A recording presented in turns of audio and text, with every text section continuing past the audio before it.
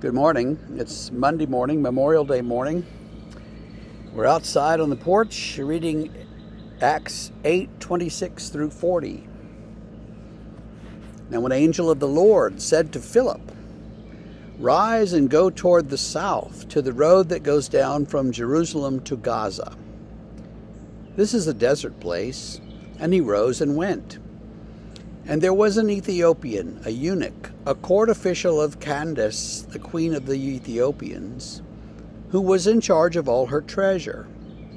He had come to Jerusalem to worship and was returning, seated in his chariot. And he was reading the prophet Isaiah.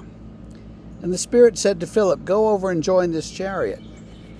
So Philip ran to him and heard him reading Isaiah the prophet and said, "Do you understand what you're reading?" He said, "How can I unless someone guides me?" And he invited Philip to come up and sit with him. Now the passage of Scripture that he was reading was this: "Like a sheep he was led to the slaughter, and like a lamb that before its shearer is silent, so he opens not his mouth. In his humiliation justice was denied him. Who can describe his generation? For his life is taken away from the earth." And the eunuch said to Philip, "About whom, I ask you, does the prophet say this? About himself or someone else?" Then Philip opened his mouth, and beginning with this scripture, he told him the good news about Jesus.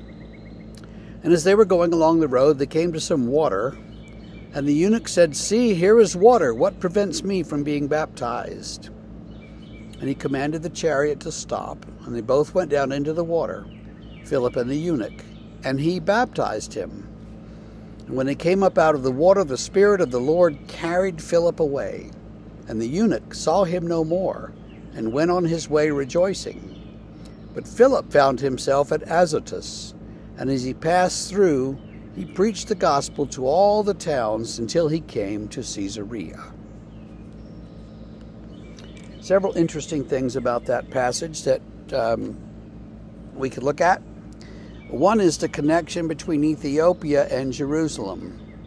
Not many of us pay much attention to that, but there is at least one theory that before the Assyrians or before the Babylonians perhaps conquered Jerusalem, sometime back in that period, they spirited the Ark of the Covenant out of the city and took it to Ethiopia, far away.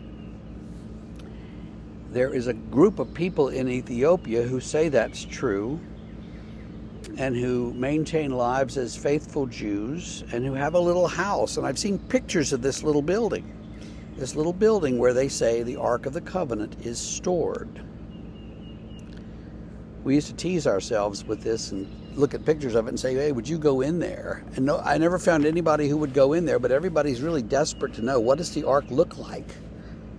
Can you go in there and take a picture? It may or may not be there. There are all kinds of other theories too. And a good theory would be that the Babylonians grabbed it with all the other treasure that they took out of the temple, and they hauled it back to Babylon, and it's lost. Anyway, there's a connection between Jerusalem and Ethiopia, and the Ethiopians come up periodically to worship God, and that's what this Ethiopian had done. He's returning home, so he's going down toward Gaza, the same place Gaza is now, the Gaza Strip, where the Palestinians live, and he's going down toward Gaza, and Philip is there, meets him, catches up with him, and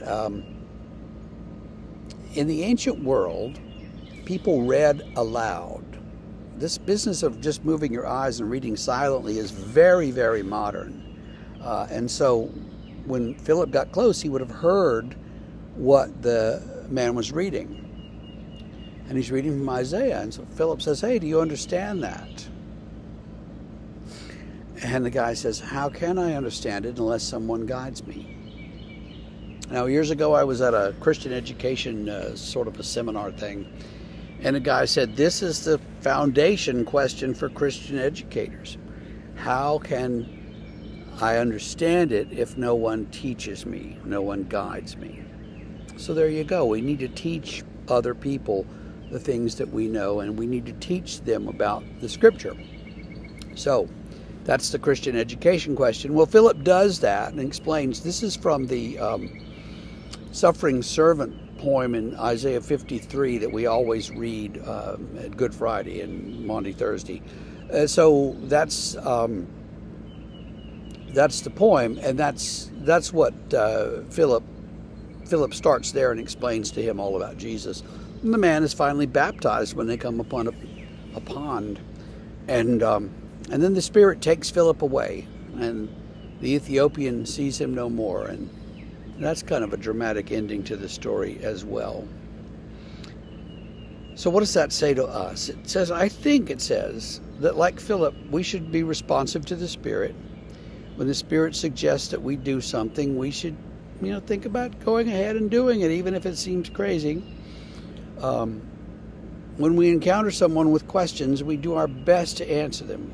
Just because you don't know every answer about everything doesn't mean you can't help somebody.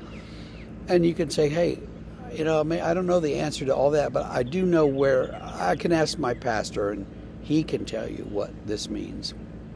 That's what we're here for. And so let's listen for and be obedient to the voice of the Spirit, no matter what kind of crazy thing you might ask us to do. We never know. But I hope you have a wonderful, meaningful Memorial Day, and we will see you tomorrow morning.